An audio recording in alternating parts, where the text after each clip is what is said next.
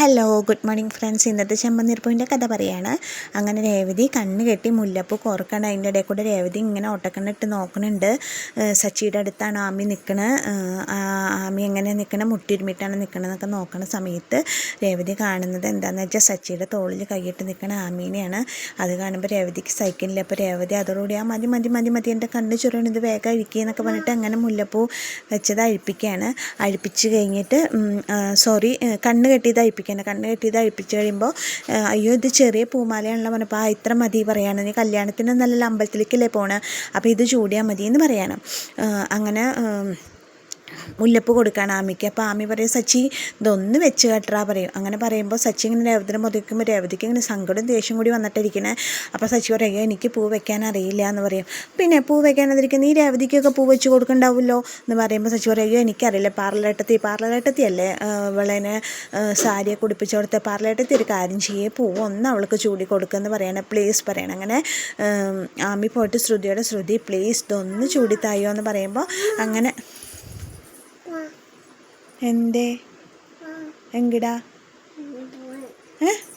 പര അങ്ങനെ പൂ ചൂടി കൊടുക്കണം. പൂ ചൂടി കൊടുത്തു കഴിഞ്ഞിട്ട് പറയാണ് ആമി പറയണ സച്ചി ഞങ്ങളുടെ കൂടെ ഒന്ന് എൻ്റെ കൂടെ വരില്ലേ അമ്പലത്തിലേക്ക് പറഞ്ഞിട്ട് സച്ചിയോട് വരാൻ പറയണം. അപ്പോൾ ഈ സമയത്ത് രേവതിക്ക് ഇങ്ങനെ സങ്കടം വന്നിട്ടാണ് ഇരിക്കുന്നത്. രേവതിക്ക് ഇങ്ങനെ സച്ചീനെ കൊല്ലാനുള്ള ദേഷ്യമുണ്ട് കേട്ടോ.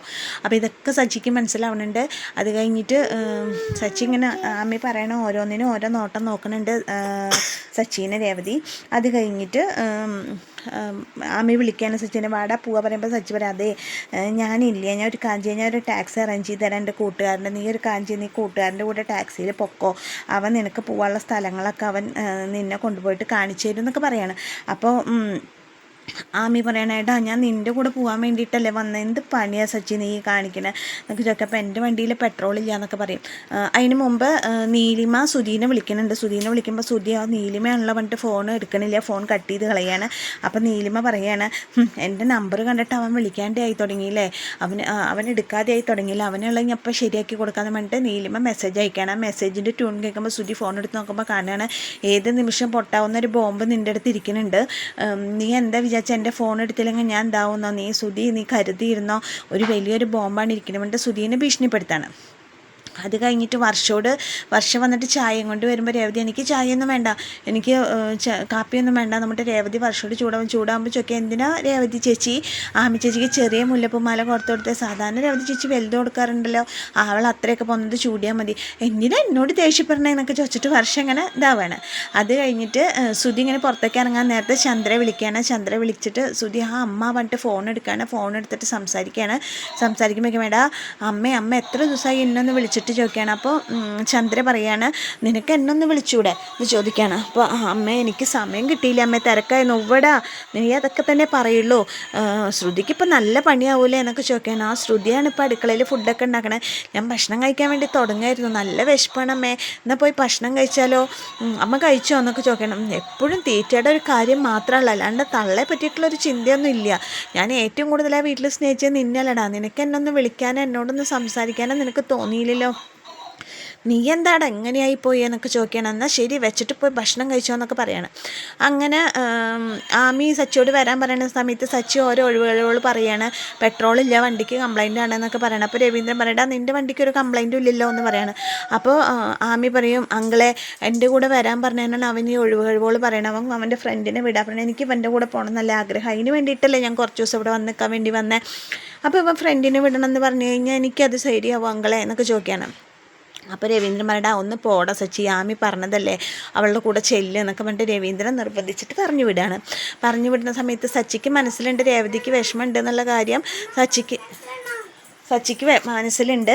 അങ്ങനെ സച്ചി എന്നാലും അച്ഛൻ്റെ വാക്ക് കേട്ടിട്ട് മനസ്സോട് കൂടിയിട്ട് അങ്ങനെ ആമിയുടെ കൂടെ പോകാൻ വേണ്ടിയിട്ടുള്ള പരിപാടിയാണ്.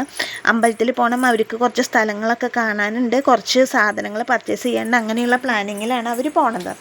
അപ്പോൾ അങ്ങനെ അതിൽ തീരുമാനമായി ആമയുടെ കൂടെ സച്ചി പോകാം എന്നുള്ള തീരുമാനമായി.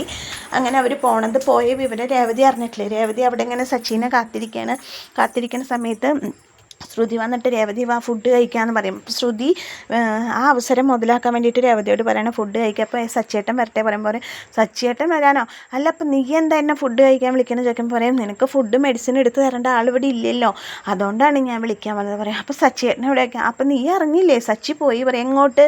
സച്ചി ആമിയും കൂടി രാവിലെ അമ്പലത്തേക്ക് പോയല്ലോ പറയുമ്പോൾ രേവതി പറയാം പോയോ, എന്നോട് പറഞ്ഞില്ലല്ലോ എന്ന് പറയും. അപ്പോൾ രവീന്ദ്രൻ ഇത് കേൾക്കുമ്പോൾ അവർ പോയി എന്നോട് പറഞ്ഞില്ല അല്ലേ ചോദിക്കും ശ്രുതി. അപ്പോൾ അത് കേൾക്കുമ്പോൾ രവീന്ദ്രൻ വന്നിട്ട് പറയും മോളെ സച്ചി ആമീനെയും കൊണ്ട് അമ്പലത്തിൽ പോയേക്കാം, മോള് വാ നമുക്ക് ഫുഡ് കഴിക്കാനും. വേണ്ട അച്ഛാ അവർ വരട്ടെ പറയും. അപ്പോൾ പറയും മോള്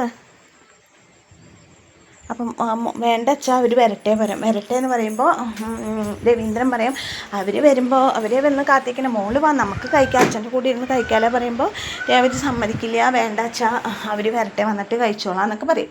അത് കഴിഞ്ഞിട്ട് പറയും ഇല്ല മോളെ അവർ അമ്പലത്തിൽ പോയിട്ട് കുറച്ച് ഒക്കെ കറങ്ങിയിട്ടൊക്കെ വരുള്ളൂ എന്നൊക്കെ പറയും. ആര്? രവീന്ദ്രൻ ആണോ, അത് എന്നാലും സാരില്ല അച്ഛാ എനിക്കിപ്പോൾ വിശക്കുന്നില്ല, വിശക്കുമ്പോൾ ഞാൻ കഴിച്ചോളാം എന്നൊക്കെ പറയും. അങ്ങനെ പറഞ്ഞിട്ട് രവീന്ദ്രൻ അങ്ങനെ സംസാരിച്ചുകൊണ്ടിരിക്കുകയാണ്. ഈ സമയത്ത് വർഷ അവിടെ വന്നിട്ട് രേവതിയോട് സംസാരിക്കുന്ന സമയത്ത് രേവതിക്ക് ഇങ്ങനെ സങ്കടവും ദേഷ്യമൊക്കെ കൂടിയിട്ടാണ് ഇവരെ കാണാനില്ല, പോയവരെ കാണാനില്ല, എത്ര നേരമായി അവർ പോയിട്ട് എന്നൊക്കെ പറഞ്ഞിട്ട് ഇങ്ങനെ രേവതി ഇരിക്കുകയാണ്. അങ്ങനെ പറഞ്ഞിരിക്കുന്ന സമയത്ത് ദേ വരുന്നു കാറിൽ നമ്മുടെ സച്ചിയും കഥാനായകനും കൂടിയിട്ട് കാറിൽ വന്നിറങ്ങണം, സച്ചി ആമിയും കൂടിയിട്ട്. അവർ രണ്ടുപേരും കൂടി വരണ വരവ് കാണുമ്പോൾ രേവതിക്ക് നെഞ്ച് പൊട്ടുന്നുണ്ട് കേട്ടോ. അപ്പോൾ അവർ രണ്ടുപേരും കൂടി വന്നിട്ട് ഞങ്ങൾ അമ്പലത്തിൽ പോയി അങ്കിളെ, അമ്പലത്തിൽ പോയി തൊഴുതു, എനിക്ക് കുറച്ച് സ്ഥലങ്ങൾ കാണണമെന്ന് അതൊക്കെ കൊണ്ടുപോയി കാണിച്ചു തന്നു. അത് കഴിഞ്ഞിട്ട് ഞങ്ങൾക്ക് കുറച്ച് ഷോപ്പിംഗ് ഉണ്ടായിരുന്നു, അതിനൊക്കെ പോയി ഷോപ്പിംഗ് ചെയ്യാനൊക്കെ ഇവൻ എന്നെ സഹായിച്ചു. ഇവൻ നല്ല സെലക്ഷനാണ് കേട്ടോ സച്ചിക്ക് എന്നൊക്കെ പറഞ്ഞു. അത് കഴിഞ്ഞിട്ട് ആമി പറയണം അങ്കിളെ ഒരു രസമുണ്ടായി, അങ്കിളിനെ കേൾക്കണോ, ഞങ്ങളവിടെ നിൽക്കുമ്പോൾ സച്ചിയുടെ കൂട്ടുകാരനെ കണ്ടു. അപ്പോൾ കൂട്ടുകാരൻ വന്നിട്ട് സച്ചിയോട് ചോദിക്കുക എടാ അത് നിൻ്റെ വൈഫാണോന്ന്. ഞങ്ങളാകെ അന്തം വിട്ടു പോയി പറഞ്ഞിട്ട് ആമി ഉറക്കച്ചിരിക്കുകയാണ്. ഇത് കേൾക്കുമ്പോൾ രേവതിക്ക് ഇങ്ങനെ നെഞ്ച് പൊട്ടുന്ന വേദനയാണ് കേട്ടോ വരുന്നത്. രേവതി പക്ഷെ ഒന്നും ഉണ്ടെങ്കിൽ എല്ലാം സഹിച്ചിരിക്കുകയാണ്. അത് കഴിഞ്ഞിട്ട് ആ ഭക്ഷണം കഴിക്കാമെന്ന് പറയും രവീന്ദ്രൻ. ഭക്ഷണം കഴിക്കാൻ പറയുമ്പോൾ രവീന്ദ്രൻ പറയുമ്പോൾ ആമി പറയാണ് അയ്യോ അങ്കിളെ ഞങ്ങൾ പുറത്തുനിന്ന് കഴിച്ചില്ല, ഞങ്ങൾ വയറ് നിറച്ച് ഫുഡ് പുറത്തുനിന്ന് കഴിച്ചു, നല്ല ഫുഡായിരുന്നു അല്ലടാ സച്ചി എന്ന് ചോദിക്കുകയാണ്. എന്നിട്ട് അങ്ങനെ ആമി അകത്തേക്ക് പോവാണ്. ആമി അകത്തേക്ക് പോയിട്ട് സച്ചി രേവതിനെ നോക്കുമ്പോൾ സച്ചി വിചാരിക്കണം ഒരു ബോംബിനുള്ള വഴിയുണ്ട്, ഒരു കൊടുങ്കാറ്റും പേമാരും വരാറായിട്ടുണ്ട്, ഇവിടുന്ന് എസ്കേപ്പ് അടിക്കാതെ നല്ലത് പറഞ്ഞിട്ട് ആമി എന്ന് വിളിച്ചിട്ട് അകത്തേക്ക് പോകുമ്പോൾ രേവതി പെട്ടെന്ന് ഇങ്ങനെ നോക്കുമ്പോൾ ഞാൻ അകത്തേക്ക് പറഞ്ഞിട്ട് ഓടിപ്പോവാണ്. അപ്പോൾ വർഷോട് പറയും ഒരു മാനിനകത്തേക്ക് പോയിട്ട് വർഷം എന്നെ അദ്ദേഹത്തിൻ്റെ അടുത്തേക്ക് ഒന്ന് കൊണ്ടുപോയാക്ക് പറയാണ് രേവതി ദേഷ്യം വന്നിട്ടും.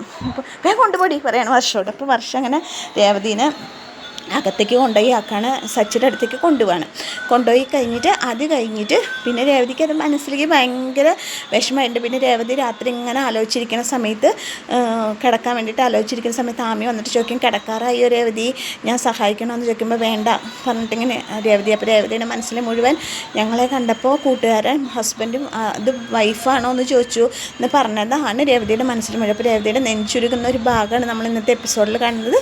അപ്പോൾ എന്നത്തെയും പോലെ കൂട്ടുകാരെ എൻ്റെ കഥ കേട്ട് ഇഷ്ടപ്പെട്ട കൂട്ടുകാരെ എൻ്റെ ചാനൽ ലൈക്ക് ചെയ്യുക, ഷെയർ ചെയ്യുക, സബ്സ്ക്രൈബ് ചെയ്യുക. Thank you.